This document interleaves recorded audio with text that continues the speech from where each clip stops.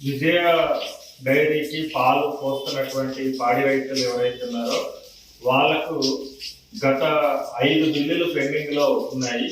దాని మీద రాష్ట్ర వ్యాప్తంగా రైతాంగంలో తీవ్రమైనటువంటి అసంతృప్తి, వ్యతిరేకత వస్తుంది.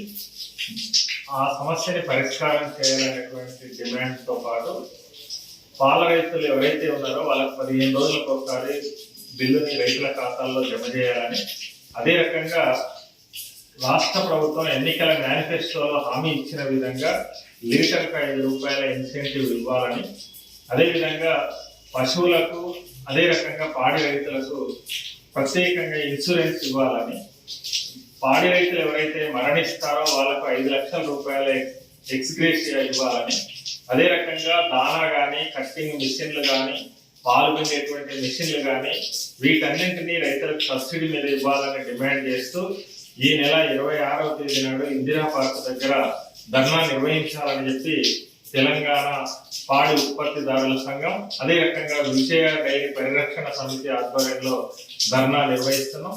ఈ ధర్నాలో రైతాంగం అందరూ కూడా పెద్ద ఎత్తున పాల్గొనాలని చెప్పి విజ్ఞప్తి చేస్తా ఉన్నాం. అదే రకంగా రాష్ట్ర ప్రభుత్వం ఇప్పుడు 50 కోట్లు విడుదల చేసినాం, మిగిలిన డబ్బులన్నీ ఇస్తామని చెప్పి హామీ ఇస్తున్నారు.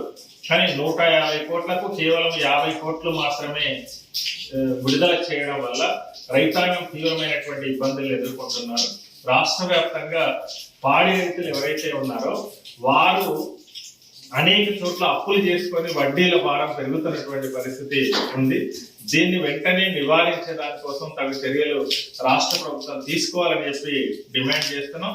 ఈ ధర్నా కార్యక్రమం తర్వాత కూడా ప్రభుత్వం దిగి రాకపోతే మా ఆందోళన పోరాటాన్ని రాష్ట్ర వ్యాప్తంగా మరింత ఉధృతంగా నిర్వహిస్తామని చెప్పి తెలియజేస్తా ఉన్నాం. అదే రకంగా ఈ పాడి రైతులు ఎవరైతే అధికంగా అప్పులు చేస్తున్నారో వాళ్ళు ఆత్మహత్యలకు కూడా పాల్పడుతున్నటువంటి పరిస్థితులు నెలకొంటున్నాయి. దీన్ని నివారించేటువంటి బాధ్యత రాష్ట్ర ప్రభుత్వం తీసుకోవాలని చెప్పి కోరుకుంటున్నాం.